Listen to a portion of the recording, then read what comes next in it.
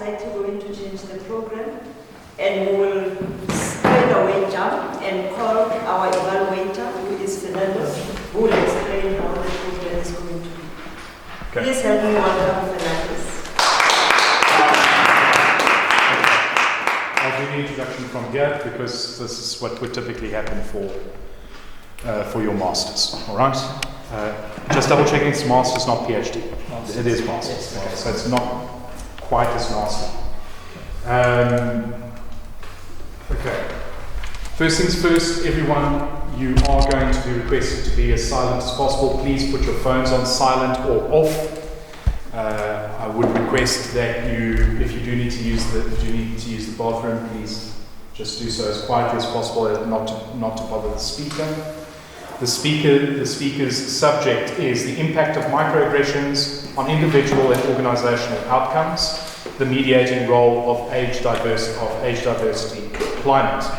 Our defender is Mr. Ryan Currie, who will present his research and present his outcomes and what his findings were.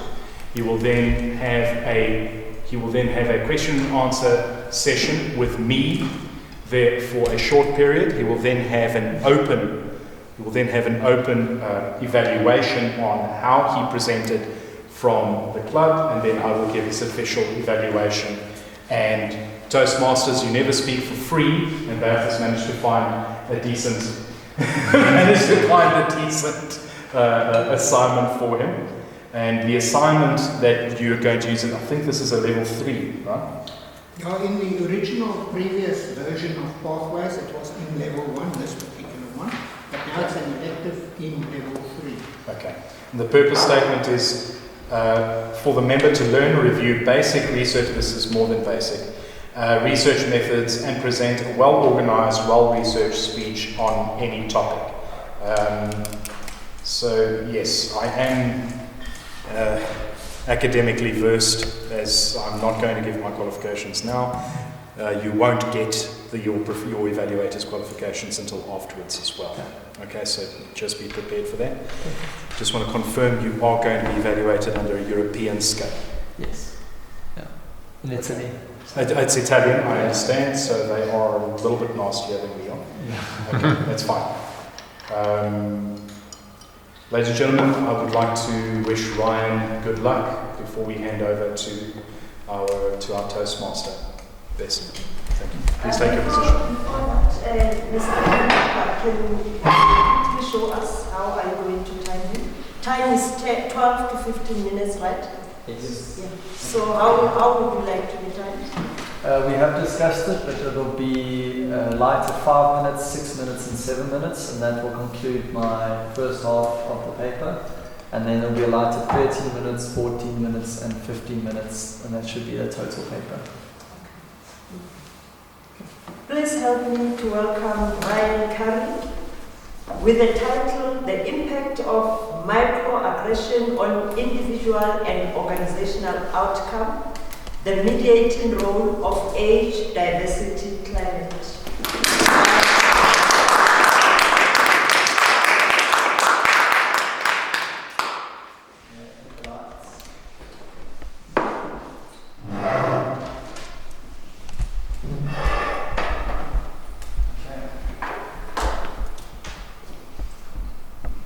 Today I'm going to be presenting the impact of microaggressions on individual and organizational outcomes, specifically looking at the mediating role of age diversity climate.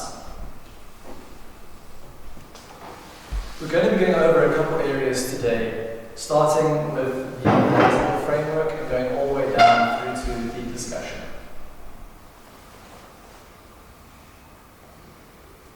To touch upon the background of this paper, we have to start with globalization.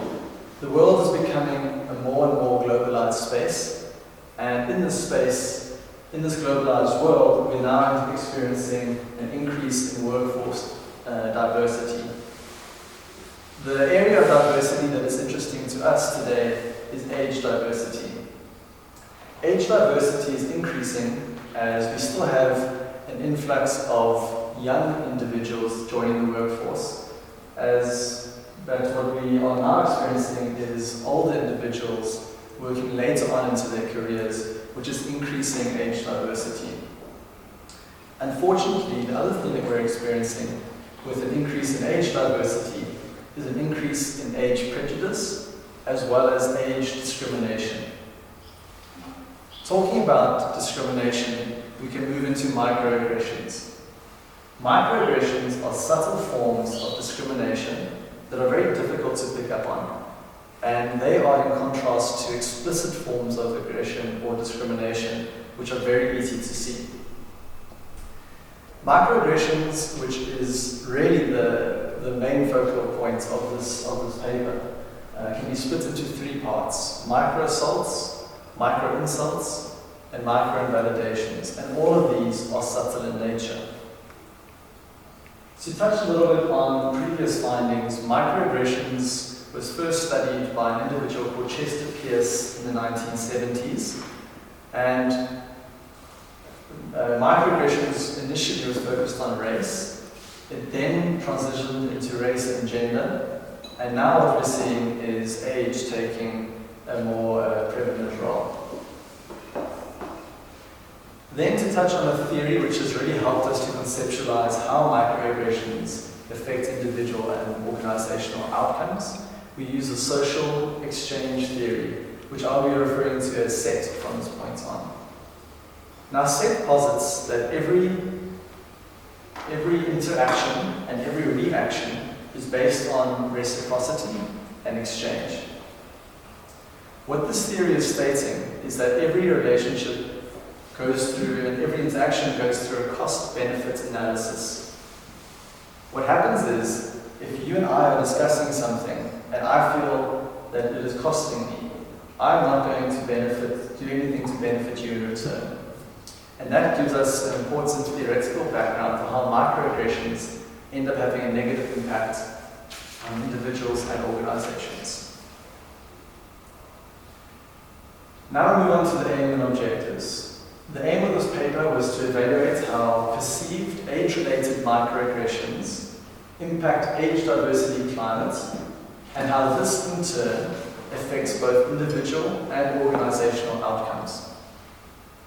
To understand this, we had to investigate the relationship between microaggressions and age diversity climates, and then we had to look at how age diversity climate mediates this relationship and affects individual and organizational outcomes.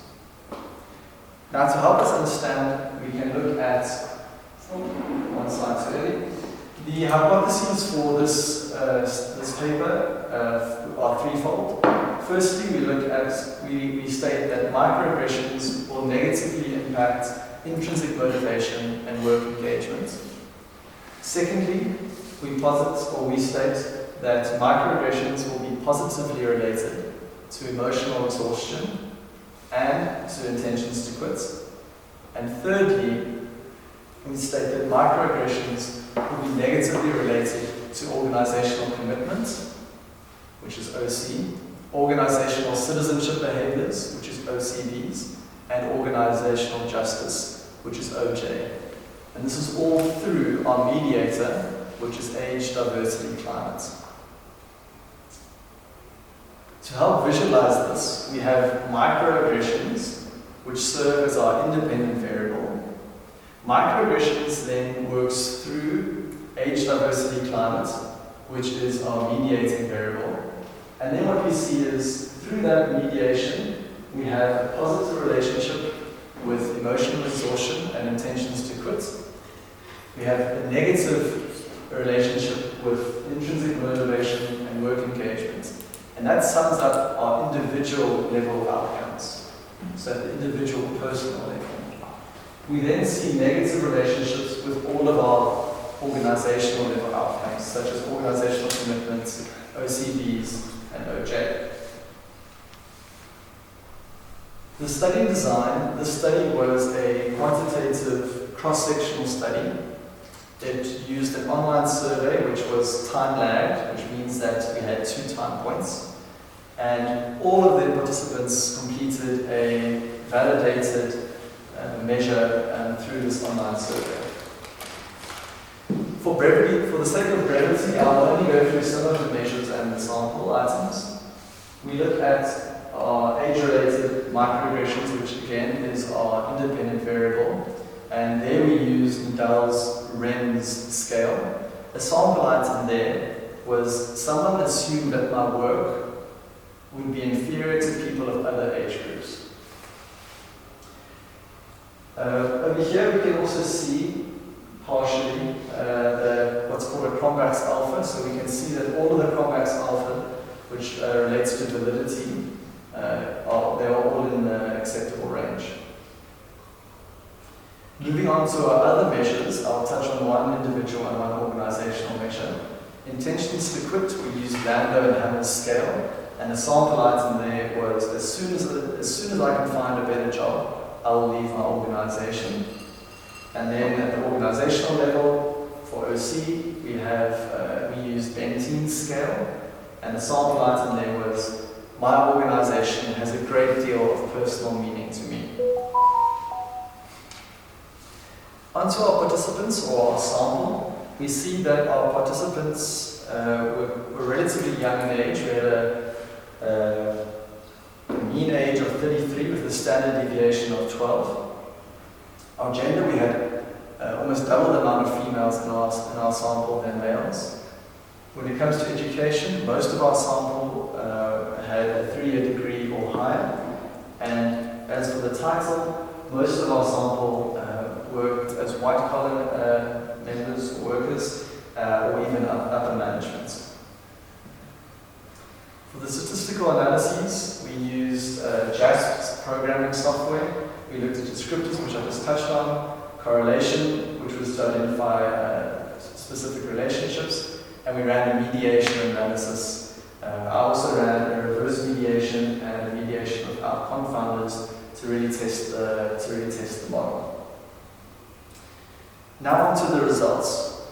We're going to be looking at the correlation table, which again helps us to identify key relationships. We're going to look at path coefficients, which helps us understand the direct relationships. And then we're going to look at indirect effects. And this will really help us identify the role that microaggressions plays in the study. Okay, it's going to be slightly challenging here, but I'll explain it.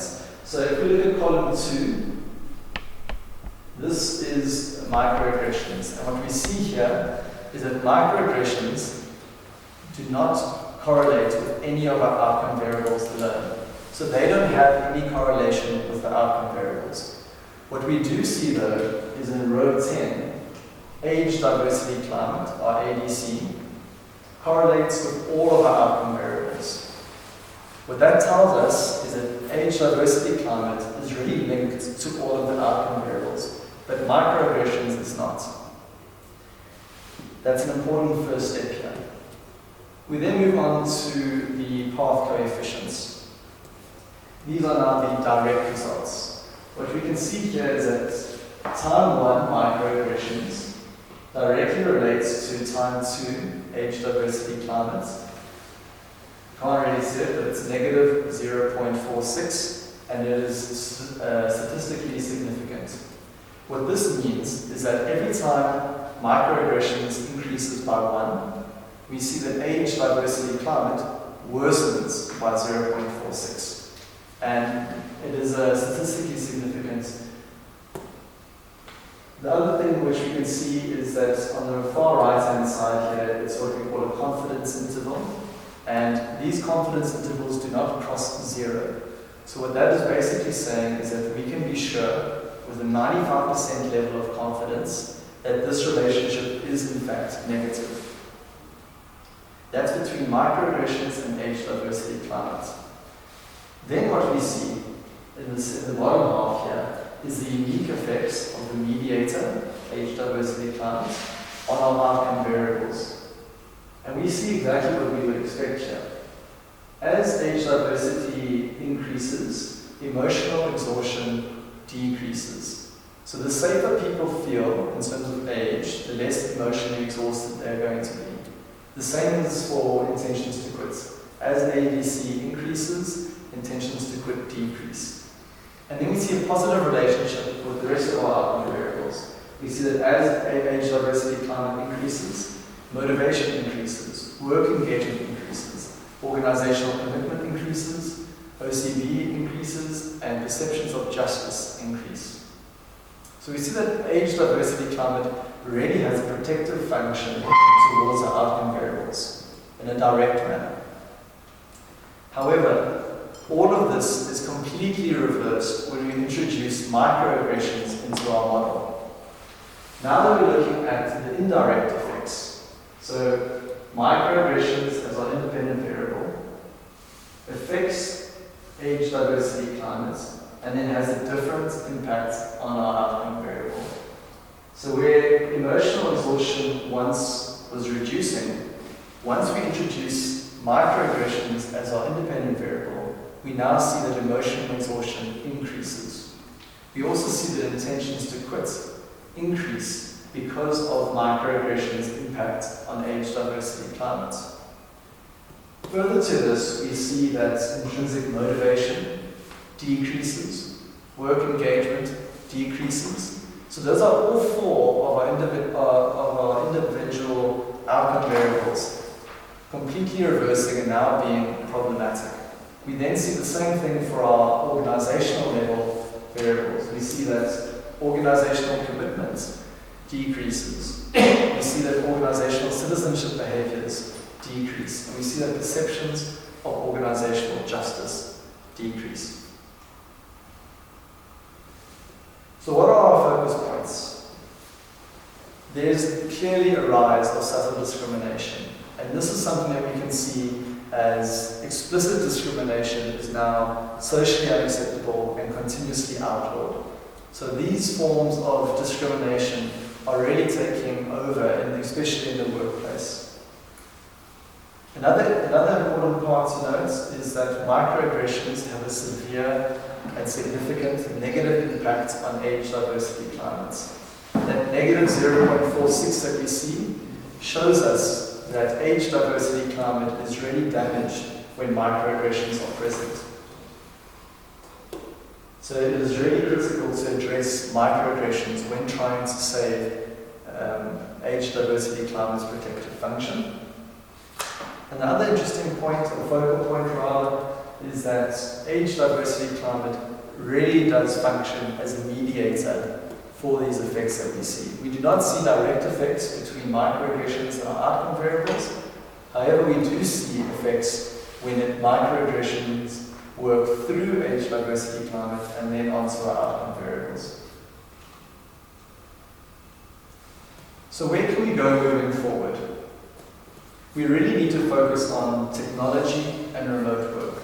As remote work continues to increase, it presents a unique challenge for us. Will remote work cause more problems in terms of microaggressions? That is something that we need to study. Technology can both mitigate or worsen microaggressions, and understanding how we can use technology to create a more inclusive digital space is going to be important moving forward. Another future direction is to look at how we can stop microaggressions. Microaggressions can be stopped, it seems, through the contact theory. And this is saying that positive intergroup contact can reduce the effects that we see from microaggressions. And another common way of reducing microaggressions is through training and awareness. For us to be more aware of microaggressions and their impact on individuals will allow us to then also mitigate those risks. Clearly here there is a necessity for more research. The results here do warrant more research, and microaggressions will continue to remain subtle and difficult to identify, but more research will allow us to tackle this challenge in a better way. Thank you.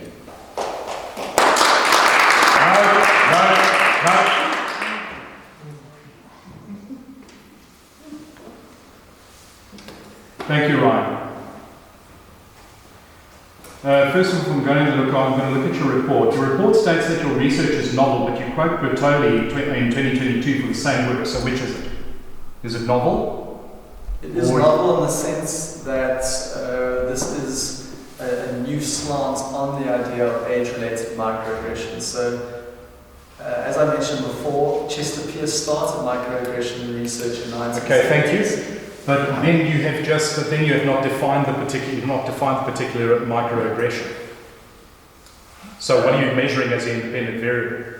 Because microaggression, as you state in your opening statement, that can vary depending on race or whatever. So what are you actually measuring? Yes, I think maybe what I didn't make clear was that we are looking at perceived age-related microaggressions, and that is something important for me to have stated. Okay, so you need to have stated that. So that's very important. Yeah. The other thing you didn't mention is that you are basically talking about this in the context of an organisation, but you have not once mentioned what are the detriments to any organisation. I did. The organizational variables which are impacted are organizational commitments. So with that being reduced because of the negative effects of And I measure that how? Well, that was measured basically from, we had time 1 microaggressions versus time 2 organizational commitments, OCBs, which is organizational citizenship behaviors, and organizational justice. Those 3 outcome variables have severe impacts for organizations. Yes, they do have severe impact for organisations, but I need values. So what are losses? Job losses, discontinuity losses? Yeah. What do they lead to? Do they lead to revenue losses? Yeah, so at an individual level we've got intentions to quit. So by more people quitting, we have a higher turnover rate in individuals, which has an incredibly high cost to company. I understand that, and that is implied, but you're not stating it directly, and that's something that's definitely missing in your report. Okay? Then the other thing that you talk about is SET, which I thank you for. But SET also talks about social dynamic group theory, which is essentially the gang mentality. Why have you not mentioned that?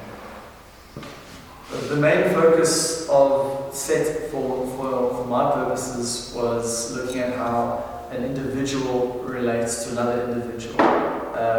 Possibly we could look at it in the future applying the group mentality, which could be teamwork within groups, and understand how teams could, how microaggressions could function at a team level. That might be more relevant looking at the gang mentality within the social exchange. So wouldn't you say that it would be important to, or wouldn't you say that, for example, something like age-related microaggressions would be a type of group mentality attack? It could be, but because this is sort of the formulation stages of age-related microaggressions, we were looking at it more at an individual level. So this could be something that we could look at in the future. I guess because the thing is, it comes from somewhere. And so in social psychology, that's where everybody comes from. It comes from that safety point. If I'm part of the gang, I can pick on someone else. So we did. So why didn't you at least state that I'm going to ignore that? So in the research paper, I do touch on the social identity theory, which really explains how we think as individuals and as groups. But that's all outside of the scope of this paper, as this was related not to social identity, not to how microaggressions are formed, but how microaggressions are perceived by others. So that falls slightly out of the scope of this paper. Okay. All right. I need you to mention that specifically. All right. Okay. So that you at least show that you know about it, you've considered it, but because of brevity or because of the purpose of the paper, it's not going to be included. Okay. Okay. You have no graphic representation on your statistics. Okay. So there's no graphs. But you've got a great deal of numbers. Don't you think that a graphical representation of a distribution would be, because you've got a sizable cohort. It's not a huge cohort, but you've got a sizable cohort. The difficulty is that when you're working with 7 different outcome variables, it can be quite a complicated thing to look at. So what I've done here. So now you understand my question regarding the independent variable. Yeah. Okay. Right. So you need to take that into context. Okay. All right. What was the size of your cohort? The size of your cohort was sizable and well done on getting so many in such a short period. But what you did not look at, or at least not that I was able to read, you did not look at interdependencies between the demographics, but you stated the different demographics. Can you just say that again, sorry? So in your report, you stated where the different cohorts came from. Yes. You were able to tell us the different age groups. You were able to tell us what are the different hierarchies. You even told us which were male, which were female, which were okay. But there was no correlation on the microaggressions versus those demographics. Yeah, okay, I see what you're saying. So I didn't look at, I'm just trying to make sure I'm understanding the question. I didn't look at how microaggression affected the younger part of my sample versus the older part of my sample. Is that, and how those two related? Is that the question? Yes. It's Okay. part of my question. I'm also trying to ask why didn't you look at the demographic part? So what did females experience? What did males experience in those different demographics? Yeah, that's an interesting point. I guess my thinking was that by having a diverse sample, it would be really good because we'd be able to see and also generalize the results to different areas. But that is not something that I looked at, and maybe it would have been interesting actually.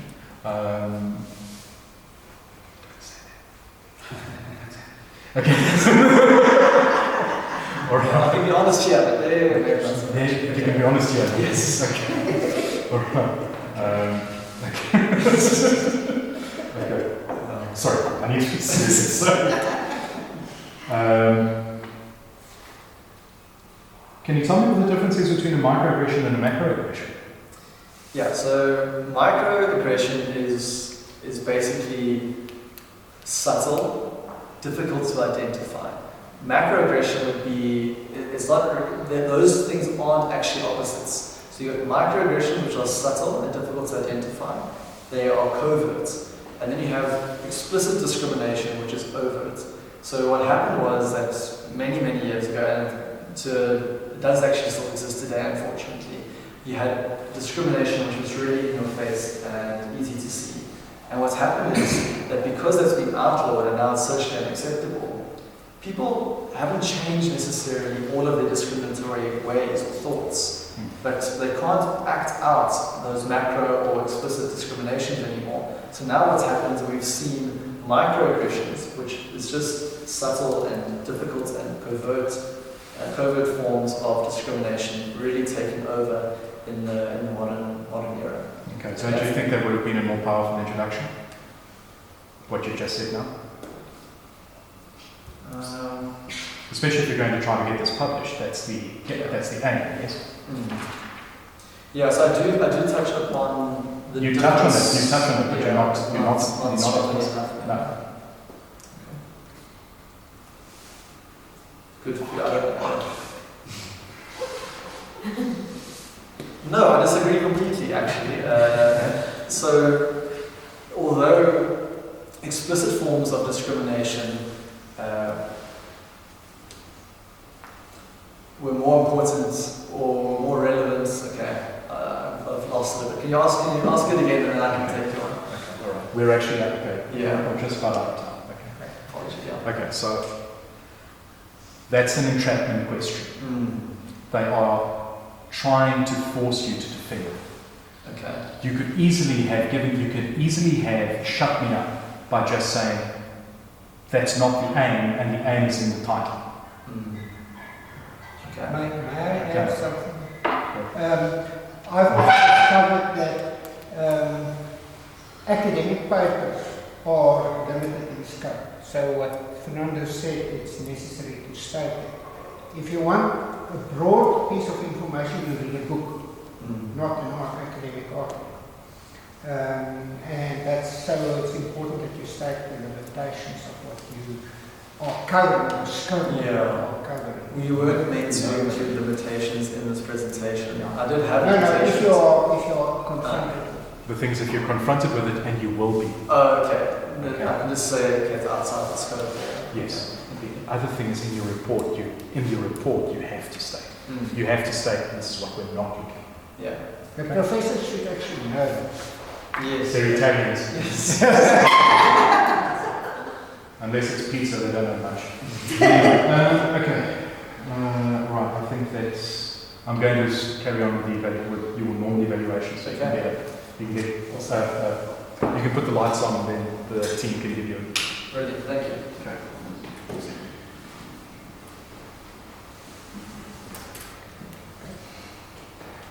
May I say something?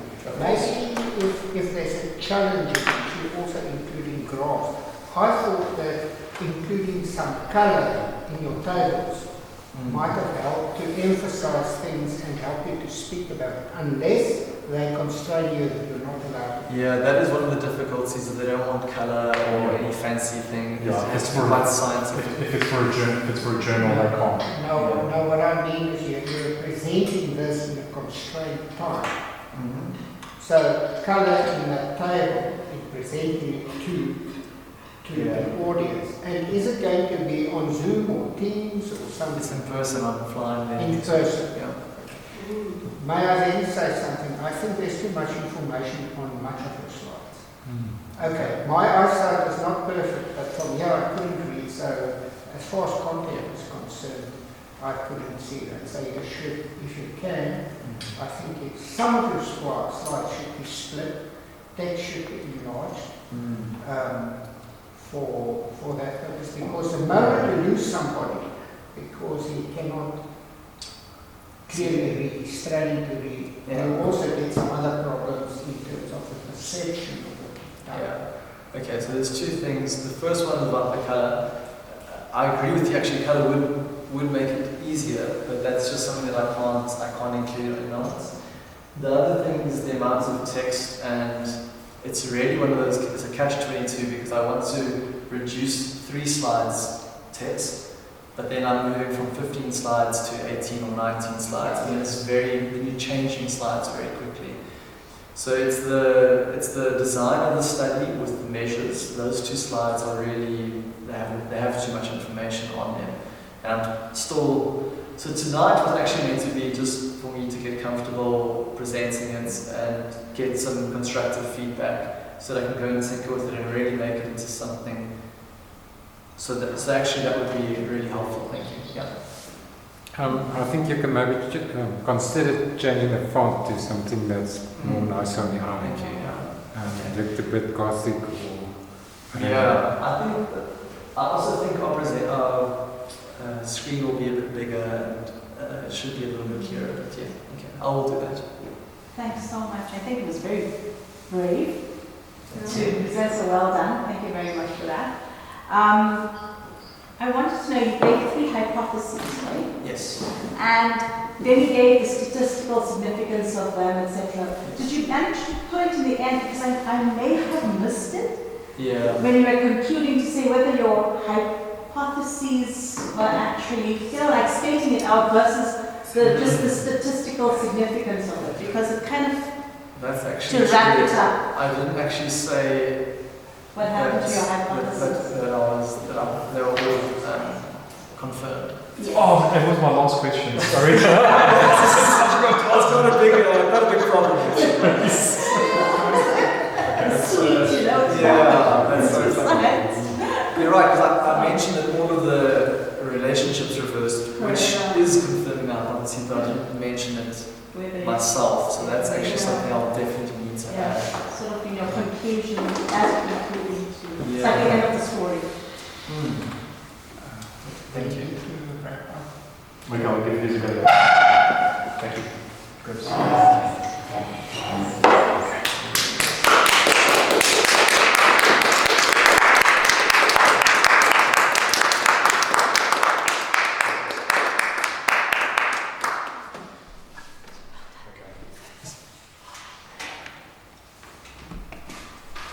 Once again, that does not happen normally, okay? Except to Sean. but it's not moments. Okay. Ryan, thank you very much. Okay, I'm going to be as concise as possible because we are a little bit out of time and we just want the feedback. What you were very good at, you know your research. You know what you've done and you've conveyed it well. And you've conveyed it concisely. And you've been clear, all right? You were able to explain the technical terms in a way that I think anybody could understand, which is going to be important considering a foreign audience, or in which case you'll be the foreigner. Obviously. Okay. Something you need to work on. You are extremely nervous. Okay. You're rigid. I know it's very important not to step in front of the screen. Okay. But look at how confined you are here. There's the door there, and all of that here. So pick your position. You're a little bit more open.